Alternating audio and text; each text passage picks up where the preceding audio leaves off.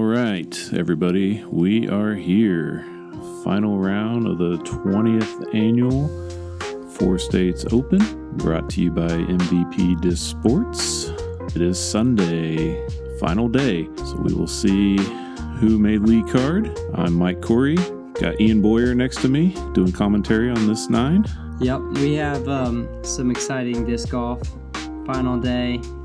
We are playing Eagle Blue, which is the harder of the two courses here at McClelland. A little bit of a scoreable front 9. The back 9, you're just trying to survive and get the birdies when you can. Huge shout out to the Deals for making this coverage possible. Absolutely. We got the leader, Caleb Bruce, shooting the hot round on the line course. He's currently at 16 under par. You got Jonathan following him by 2 strokes, 14 under par from Fairbury, Nebraska, Jonathan Fletcher. Joel Freeman made it on the lead card, 13 under par. You got Abraham, otherwise known as Big Aim, Hot Springs legend, kind of a local around here. He's kind of getting up there in years, but he's still improving every day. This hole is sponsored by Knockwood Park. Knockwood Park rated one of the 5 best courses in Kansas. Very technical, beautiful, and worth a trip. All right, hole 1, par 4 to start out. Everybody's starting on hole 1 today. Tee times, 574 feet, kind of right in the middle of the pack. OB fence on the left, got hazard on the right, hazard long. This is one that is very scoreable, and I think you want to start off with a birdie. MPO at your 20th annual Four States Open. First on the box with a hot 16 under after 2 rounds, we have Caleb Bruce. Caleb Bruce. That was one of our tournament directors, Andrew Jinks. One of his jobs that he really enjoys doing is teeing off every player on Sunday. And he gets to go through the whole list, and this is the final group to tee off.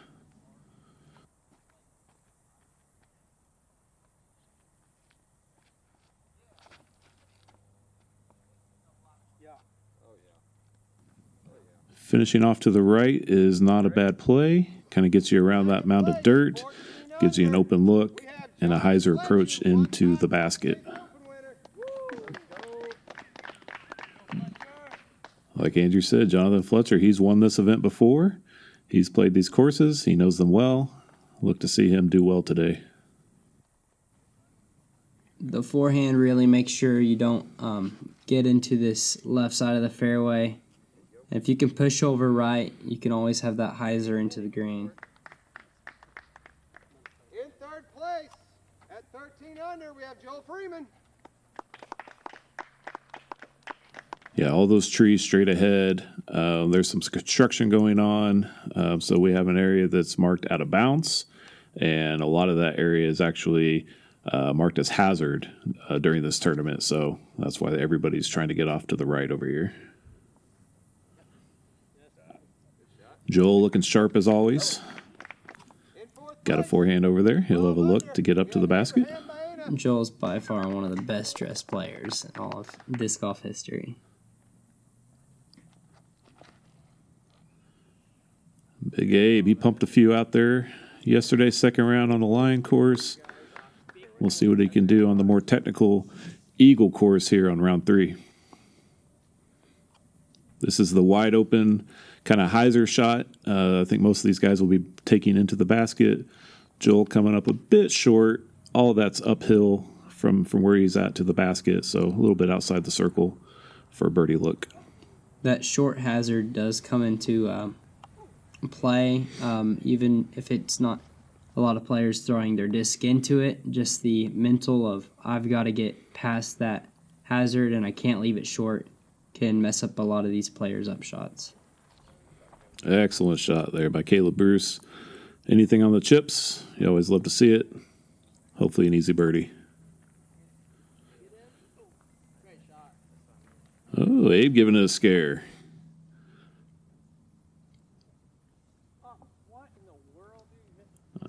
Joel didn't like it, and he did leave it short. Gonna have to settle for the par. Very nice stroke by Jonathan Fletcher. Starting off your round with a birdie. Always what you want to be doing. Especially making a far putt off the beginning can up your confidence on the putting green. I agree. I think starting with a longer putt, and if you can still can the birdie, probably the especially going into a final bang day. for the buck. Yep, 2 and 1. You're feeling good about your putt stroke the rest of the round, and you still get the birdie.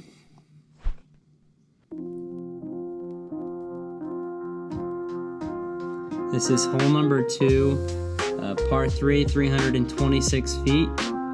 There's 2 options to this hole. You can throw the straight turnover shot, or you can forehand up that left side and try to get up there to the basket, or you can throw a hyzer with the low ceiling under these trees on the right and get hopefully a skip up there to get you under the basket. It's definitely the more risky shot, but it can get you closer. Caleb there with a pushing hyzer.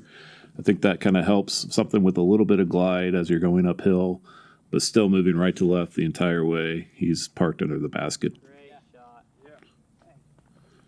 Fletcher must have saw something he liked. I think he kind of followed suit, just a touch short, but well inside the circle for a birdie look. Another good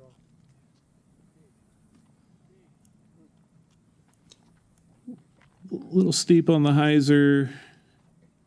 That went Unfortunately found out of bounds on the left-hand side. Does have a chance to say par, though. He'll be putting there for 3.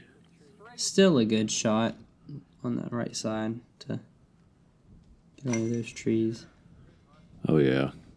Nice spin putt from Abe. Just outside the circle. Got the 3. Joel with a nice birdie.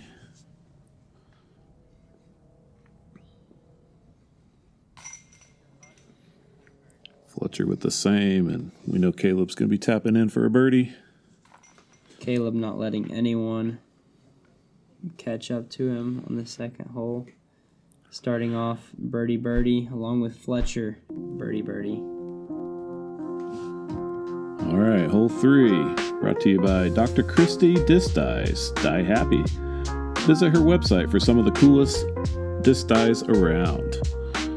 Hole 3 is a par 3, averaging right at a 3. 9th easiest, kind of right in the middle of the pack, 423 feet. Really, the obstacle is off the tee, getting through that tree there. You kind of go high around it, or there's a little bit of a gap between the limbs. Anything up there by that kind of gravel roadish area will definitely give you a look. And if you kind of hit that gravel road, could give you a skip to get a little closer to the basket. Yeah, you almost have to throw downhill into this gap, so it's easy to kind of get on this right side of that green. That was an excellent shot by Caleb. It was. Didn't even need the skip off the road. Pushed it there, all air shot. And I think Fletcher is following suit again.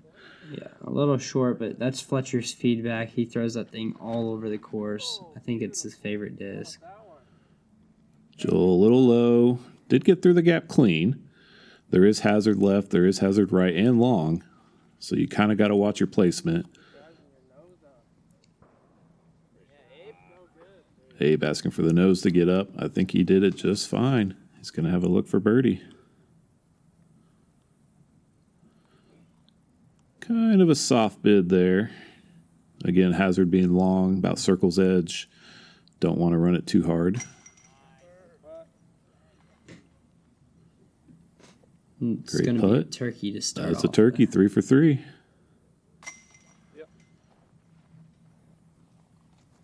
Abraham to match that.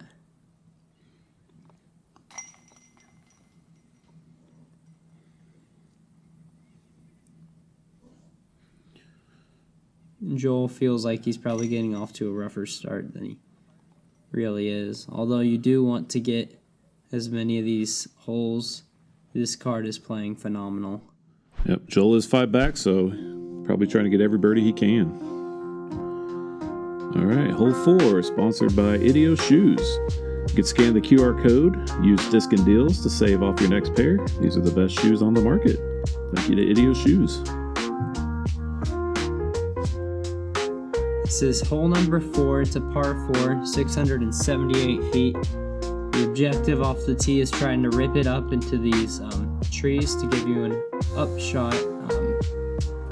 It's a little bit more of a technical upshot into this green, a little bit guarded by these small evergreens just in front of it.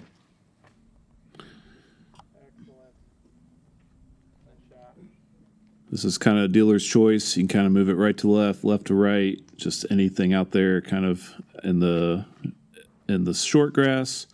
Really the more technicality comes in on your upshot to the basket. There's kind of a left angle, left to right moving angle, and a right to left moving angle. So we'll see what these guys can do, but I'm sure they're all going to pump one out here and give themselves a chance. If you can get up to about the split tree up here, around there is really where you get yourself the best upshot. Yeah, it's important. This is all uphill, so the further you get up that hill, the flatter the run up becomes. So Definitely. Helps you on the upshot. Yep. It's a super hard upshot when you're down at the bottom of that hill. Yep, didn't quite fully commit there. Joel going with the forehand. Allheiser. See where that gets him. Very nicely done. He's on the green.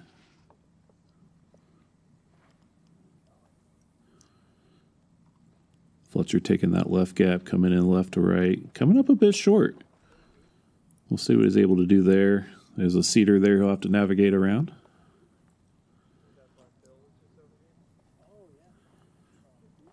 Abe throwing the hyzer, and it's going to get right up there. Little flip up, little counter skip. Played it perfect. All right. Caleb's going to have to settle for par. Fletcher gives it a bid. Didn't connect, though. Nice comebacker for his par. It's confident right there. Hanging it in. Joel for...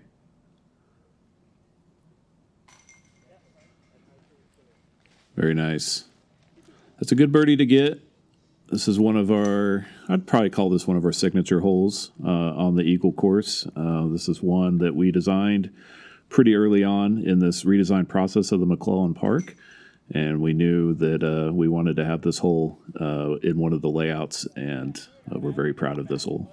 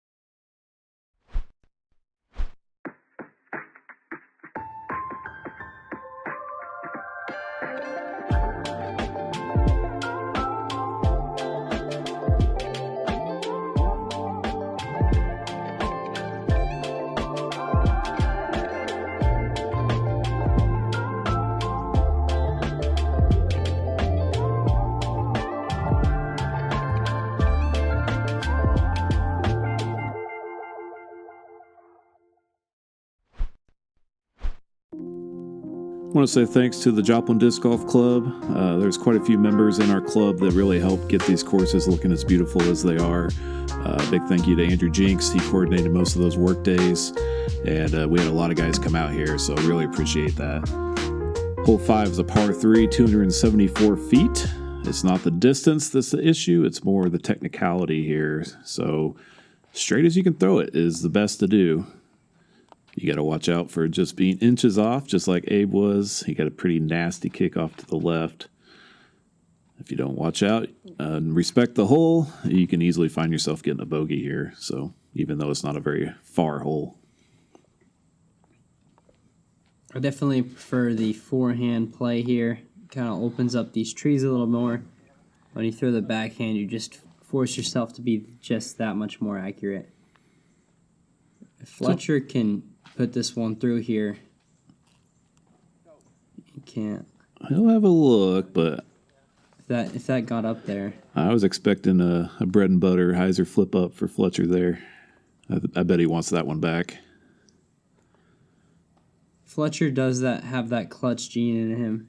Whenever he's forced to execute shots, he does it. You watched him at the Tulsa Open execute a shot on the final hole to win the tournament. That was just an incredible upshot.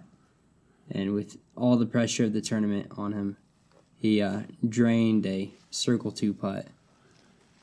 That was a great up previously by Abe, throwing the forehand roller to give himself a chance to save par. And then Joel got a really nasty backwards roll on his, so hopefully he'll able to save his par.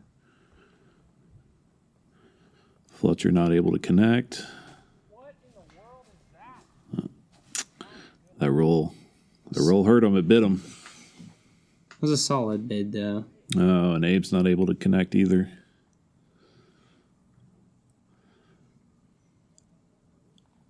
Hole 5 showing its teeth.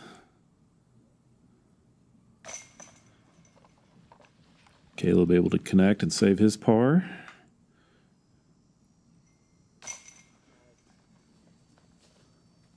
Same for Fletcher after missing that birdie putt.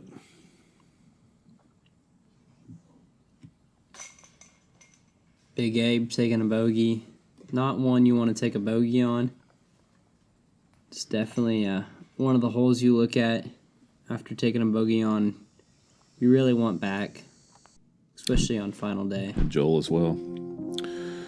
All right, hole 6, sponsored by Ducks Flying Discs. In the Wichita area, check out Ducks Flying Discs for anything disc golf related. This is hole number 6. It's par 3, 266 feet. Second easiest on the course. It's just a forehand chip shot up and around this. What makes this hole kind of hard is if you fade out early to this bailout zone, you'll have to navigate this low ceiling on this raised basket. So making sure you actually get the distance down there and avoid these trees beyond the fairway. A skip shot like that's about perfect for getting you all the way up there. Can't draw it up much better. Got the skip. That was a great shot from Caleb. Fletcher going with the high turnover. Oh, there is that one limb. It does stick out kind of out in the fairway, and that one got Jonathan. Abe a little bit wide, but it comes in cleanly. He'll have an uphill putt there for birdie. This is one of our raised baskets that we have. Raised basket, but Joel still tried to find a way to skip it in. Great shot. Oh, Fletcher giving a good bid. He really wanted that one. Watched him do that in round 1 as well. Gave it a good bid from far out there. Didn't connect on either of them. But he's not scared to run them. Abe and Joel both bouncing back after getting bogeys on 5 with birdies on 6. Great job. Caleb taking birdie about the best way you can. With an easy tap in. Played this tee shot perfectly.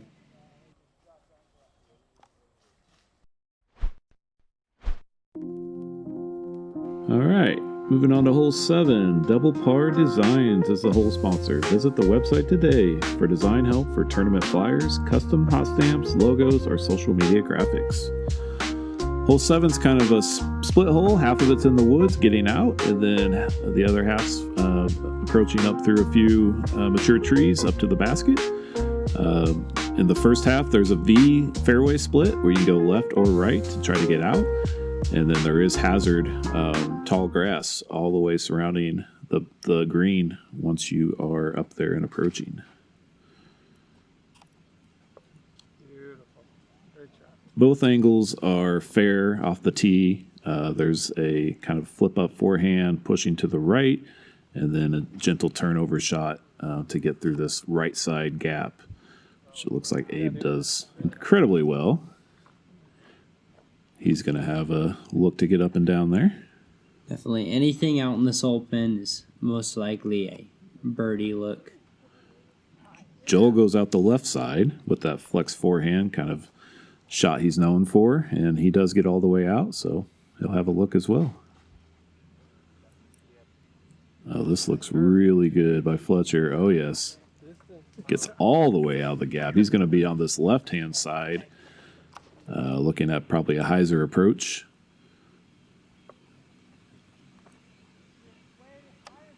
Needs to get up. Oh, hits a guardian stump.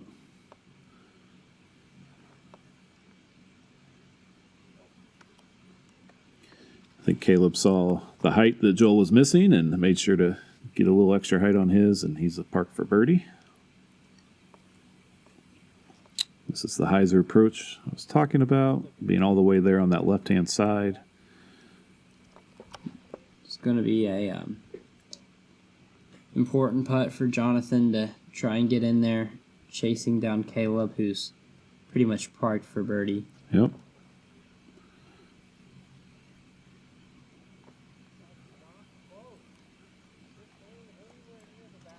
Joel's giving himself chances, but he's starting out this round a little bit slow. I know he had an incredibly hot round on the Eagle course yesterday through this point, so probably quite a few birdies that he wished he had this round for sure. So momentarily, Fletcher's only 2 back, but with Caleb being close to right under the basket, he will stay 3 back of the leader. Great birdie by Caleb. Caleb is not letting anyone get near him on this front 9, trying to score as low as he can in the open. This is hole number 8. It's a par 4, 621 feet. You want to throw your drive out to about right here to give you a forehand up shot. If you can just stay out of these woods on the left or right, you've pretty much kept bogey out of the equation. To get a birdie, you have to make sure you give yourself a putt on this upshot. There's that power line in the down the fairway that if you just slip by. Yep, kind of got to go left or right of that pole, the one obstacle in the middle of the fairway. This is a little pinch. Depends on the skip. Kind of stays on the edge. That might be a tough up and down for birdie, but probably a very manageable par. Fletcher went inside the pole, I guess. Oh, quite a ways down there. There is a little bit of a road down there, so it looks like he might be in the junk. There actually is a pretty decent gap that you have to kind of throw towards the basket. So we'll see what Fletcher's able to manufacture. Joel right in the middle. This is setting up well for his flex forehand approach. Didn't quite turn it. Probably the angle that he wanted. There's a guardian limb there that kind of knocked him down, but still a chance. C2.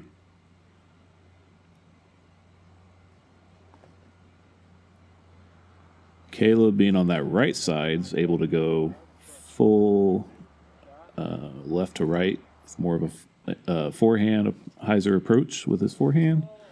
He's down there. He's going to have a statement putt to make here. Oh, great shot by Abe. If he can convert this birdie here, oh no. Stays in the middle though. Should be a routine par, maybe a cheeky bid. Didn't quite get up there. Especially now, if Caleb can convert this birdie here,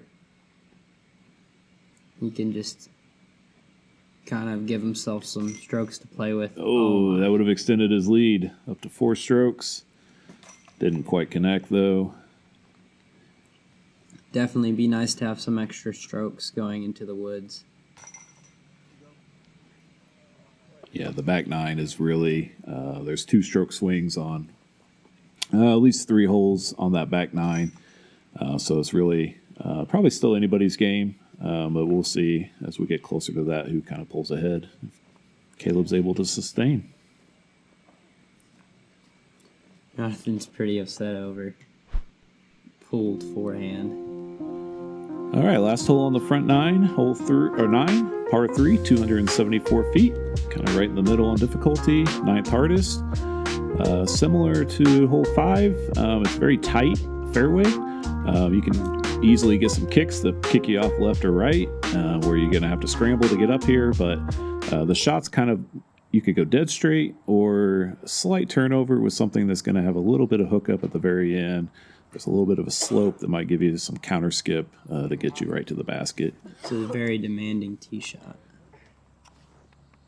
Abe's going to be in C2. He's going to have a couple trees in his way right by the basket. We'll see what he's able to do there. The choice of shots on this hole typically you see is a mid-range versus a putter. The mid-range allows you to kind of power down on something and throw something more gentle and let it just flip up, whereas a putter lets you take a more natural full swing at it and keep a little bit of a straighter flight. I think a lot of the guys on the lead card I noticed were throwing a putter. Joel visualizing the angle he wants to release at. Yeah, I think he had the angle, but it was a touch early. He's going to be over on that left-hand side. A few scramble shots coming up here. So Jonathan's on his slope throwing this shot.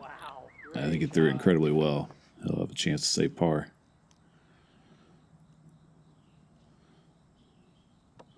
Joel up on top, but in the left-hand side, rough. Did find a way to go over the top. Looks like he'll be able to save his par. Oh, wow. Big Abe doing what Big Abe does. Finding a way. Amazing putter.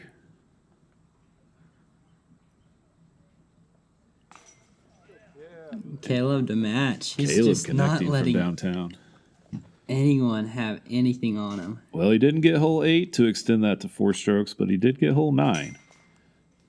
From quite far as well. So he's going to go into that back 9, the treacherous back 9 with a 4-stroke lead. I have a feeling that he's going to enjoy that pretty well. Yeah, definitely a lot of revenge on that putt. We got a double take with Abe's putt. Well-deserved double take. The double take brought to you by Blue Sage Payments. Appreciate their sponsorship.